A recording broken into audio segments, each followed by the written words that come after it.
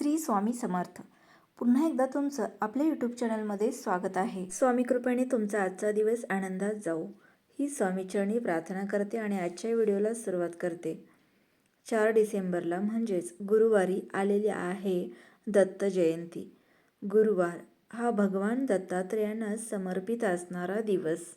याच दिवशी दत्त जयंती आहे आणि हा गुरुवार मार्गशीर्ष महिन्यातील दुसरा गुरुवार आहे.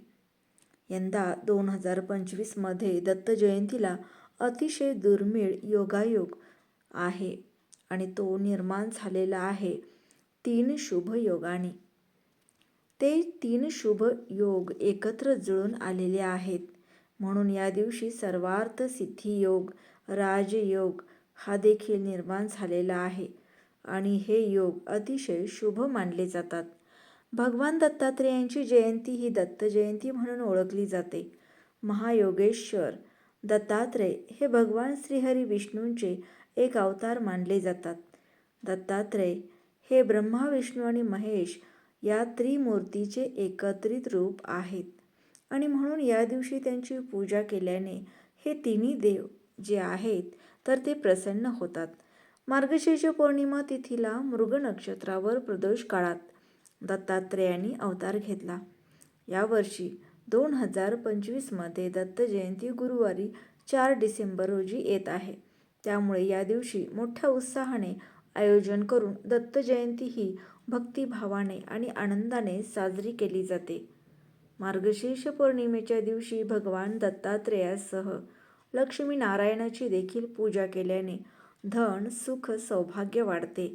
सोबतच या दिवशी व्रत करून दत्तांची पूजा केल्याने, घरात हवन केल्याने ज्ञानात वृद्धी होते. या दिवशी दत्ताला पिवळी फुलं, पिवळ्या रंगाची मिठाई अर्पण करावी. यामुळे भगवान दत्त हे त्यांच्या भक्तांना होणारा त्रास लगेच दूर करतात. दत्तात्रेयांना 24 गुरूंपासून ज्ञान मिळाले होते आणि दत्तपंथ हा त्यांच्यापासून सुरू झालेला आहे असेही मानले जाते. या दिवशी दत्तांची पूजा केल्याने भक्तांच्या सर्व इच्छा पूर्ण होतात. या दत्त जयंतीच्या दिवशी दत्ततत्व हे पृथ्वी तलावर नेहमीच्या तुलनेत 1,00,000 पटीने कार्यरत असते आणि या दिवशी दत्तांची मनोभावे नामजप उपासना केल्याने दत्ततत्वाचा अधिक लाभ जो आहे तर तो आपल्याला मिळत असतो आणि म्हणून या दिवशी काही प्रभावी उपाय, सेवा सुद्धा केल्या जातात. त्याचबरोबर आपण आजच्या या व्हिडिओतून अतिशय प्रभावी असा उपाय पाहणार आहोत. त्यापूर्वी आपल्या चॅनेलवर नवीन असाल तर चॅनेलला सबस्क्राईब करा. सनातन धर्मात दत्त जयंती ही अत्यंत महत्त्वाची मानली जाते. दरवर्षी हा दिवस मार्गशीर्ष महिन्यातील पौर्णिमेला साजरा केला जातो. मार्गशीर्ष पौर्णिमेच्या दिवशी मृग नक्षत्रावर सायंकाळी दत्तांचा जन्म झाला आणि म्हणून त्या दिवशी दत्तांचा जन्मोत्सव सर्व दत्त क्षेत्रामध्ये साजरा केला जातो. जे लोक व्रत करतात त्यांच्या सर्व मनोकामना पूर्ण होतात. तसेच भगवान दत्तात्रेयांचा आशीर्वाद देखील प्राप्त होतो. या दत्त जयंतीचा प्रारंभ 4 डिसेंबर 2025 रोजी सकाळी 8:37 होत आहे. शुक्रवारी 5 डिसेंबर 2025 रोजी पहाटे 4:43 समाप्त होत आहे. तर उदय तिथीनुसार आपल्याला ही दत्त जयंती 4 डिसेंबरला म्हणजेच गुरुवारी साजरी करायची आहे.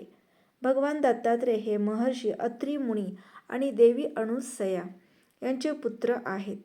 भगवान दत्तात्रेयामध्ये ब्रह्मा, विष्णू आणि महेश या त्रिमूर्तींचा समावेश आहे.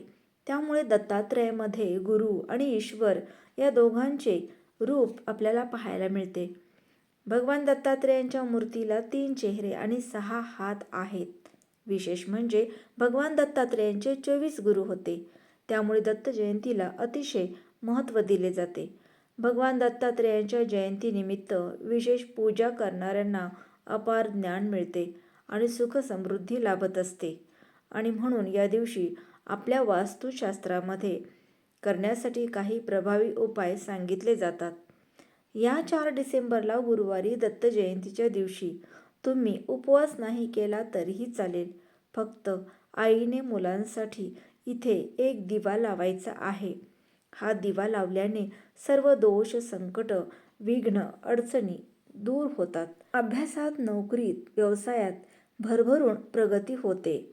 प्रत्येक क्षेत्रात मुलांना यश मिळेल. तर हा उपाय तुम्ही गुरुवारच्या सायंकाळी करू शकता. कारण या पौर्णिमेचा प्रारंभ हा गुरुवारी सकाळी 8:37 होणार आहे. त्यामुळे गुरुवारी दिवसभर आणि रात्रभर पौर्णिमाही असणार आहे. यामुळे या दिवशी सायंकाळी देखील तुम्ही हा उपाय करू शकता. प्रत्येक आई वडिलांना आपल्या मुलांच्या उज्ज्वल भविष्याची काळजी असते. मुलांनी खूप शिकावं, त्यांनी हट्टीपणा करूनही सांगितलेल्या सर्व गोष्टी ऐकाव्यात. मुलांना कोणतेही नजरदोष लागू नयेत. त्यांना प्रत्येक क्षेत्रात यश मिळावं असं प्रत्येक आईवडिलांना वाटत असते आणि यासाठी आईवडील मुलं देखील प्रयत्न करत असतात. परंतु कधीकधी मुलांना प्रयत्न करूनही यश मिळत नाही.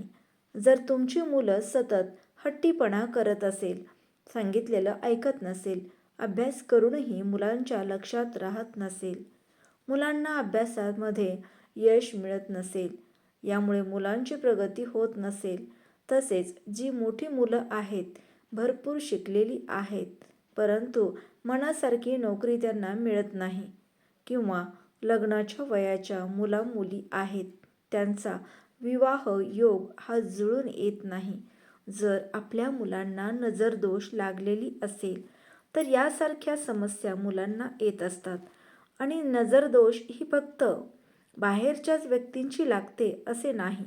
घरातल्या व्यक्तींची सुद्धा आपल्या मुलांना नजरदोष ही लागत असते. खास करून आईवडिलांची नजर ही मुलांना खूप पटकन लागत असते आणि यामुळे मुलांच्या प्रगतीमध्ये अडथळे यायला सुरुवात होते. आणि म्हणून मुलांचे सर्व दोष, संकट, विघ्न, अडचणी दूर होण्यासाठी, प्रत्येक क्षेत्रात प्रगती होण्यासाठी आपल्याला दत्त जयंतीच्या दिवशी मुलांसाठी हा एक असा दिवा लावायचा आहे. आता हा उपाय करण्यासाठी आपल्याला एक मातीची पंती घ्यायची आहे. पंती ही चांगली घ्यायची आहे, कुठेही तुटलेली फुटलेली घेऊ नका. अगोदर हा दिवा तुम्ही वापरलेला असेल तर हरकत नाही, स्वच्छ धुवून घ्यायचा आहे. यानंतर या दिव्यामध्ये आपल्याला कलाव्याची वात टाकायची आहे. जो लाल पिवळ्या रंगाचा कलाव्याचा धागा असतो तर त्याची वात तुम्हाला या दिव्यामध्ये लावायची आहे. जर तुमच्याकडे कलव्याचा धागा नसेल तर 2 वाती तुम्हाला घ्यायच्या आहेत. या 2 वाती घेतल्यानंतर पांढऱ्या रंगाच्या एका वातीला थोडंसं कुंकू आणि एका वातीला थोडीशी हळद अशी लावून तुम्हाला लाल पिवळ्या करायच्या आहेत. कोरड्याच हळदी कुंकू लावायच्या आहेत. पाणी टाकून त्याची पेस्ट तुम्हाला या वातींना लावायची नाही. आणि यानंतर या 2 वातींची एक वात तुम्हाला एकत्र करून वळून घ्यायची आहे आणि या दिव्यामध्ये तुम्हाला लावायची आहे. यानंतर या दिव्यामध्ये आपल्याला तेल घालायचं आहे. हा दिवा आपल्याला प्रज्वलित करायचा आहे. दिवा प्रज्वलित केल्यानंतर आपल्याला एक तांब्याचं भांडं घ्यायचं आहे, ज्याला तामण म्हणतात. तर त्या तामणामध्ये, त्या तांब्याच्या भांड्यामध्ये आपल्याला ग्लासभर पाणी टाकायचं आहे आणि यानंतर या पाण्यामध्ये हा दिवा आपल्याला प्रज्वलित करून ठेवायचा आहे. प्रज्वलित करून ठेवल्यानंतर हा दिवा आपल्या मुलांसाठी आपल्या देवघरामध्ये स्वामींच्या फोटोसमोर तुम्हाला लावायचा आहे. आता तुमच्या घरामध्ये जर दत्तगुरूंचा फोटो असेल किंवा मूर्ती असेल तर हा दिवा तिथे तुम्हाला ठेवायचा आहे. आणि जर नसेल तर स्वामींच्या फोटोसमोर किंवा मूर्तीसमोर हा जो दिवा आहे तर हा आपल्याला ठेवायचा आहे. कारण दत्त महाराजांचा अवतार एक म्हणजेच स्वामी समर्थ महाराज आणि म्हणून आपण हा दिवा तिथे देखील लावू शकतो. जर तुमच्या घराजवळ मंदिर किंवा स्वामींचा मठ असेल तर तिथे जाऊन मंदिरामध्ये सुद्धा हा दिवा तुम्ही लावू शकता. या दिवशी मंदिरामध्ये खूप गर्दी असते, यामुळे तुम्ही घरच्या घरीच असा दिवा हा आपल्या मुलांसाठी लावायचा आहे. आता दिवा लावल्यानंतर दिव्याला हळदी कुंकू, अक्षता, फुले, धूप, दीप, अगरबत्ती तुम्हाला ओवाळून घ्यायची आहे आणि यानंतर तिथेच बसून तुम्हाला 108 वेळा दिगंबरा दिगंबरा श्रीपाद वल्लभ दिगंबरा या मंत्राचा जप करायचा आहे. तसेच श्री स्वामी समर्थ या मंत्राचा देखील तुम्हाला 108 वेळा जप करायचा आहे आणि 1 वेळा तारक मंत्राचे पठण करायचे आहे. आणि आपल्या मुलांसाठी तुम्हाला प्रार्थना करायची आहे. मुलांचे सर्व दोष, संकट, विघ्न, अडचणी दूर होण्यासाठी, त्यांना प्रत्येक क्षेत्रात यश मिळण्यासाठी तुम्हाला मनोभावे दत्तगुरूंना प्रार्थना करायची आहे. आणि यानंतर हा दिवा जर तुम्ही सायंकाळी लावला तर कमीत कमी रात्री 12 वाजेपर्यंत चालू राहील. एवढं तेल त्या दिव्यात तुम्हाला घालायचं आहे. आणि जर सकाळी लावला तर दिवसभर हा दिवा चालू राहील एवढं तेल त्या दिव्यात तुम्हाला घालायचं आहे. दिवा लावून झाल्यानंतर तुम्हाला मुलांना सुद्धा त्या दिव्याला नमस्कार करायला सांगायचा आहे. तर असा हा एक दिवा तुम्हाला दत्त जयंतीच्या दिवशी मुलांसाठी लावायचा आहे.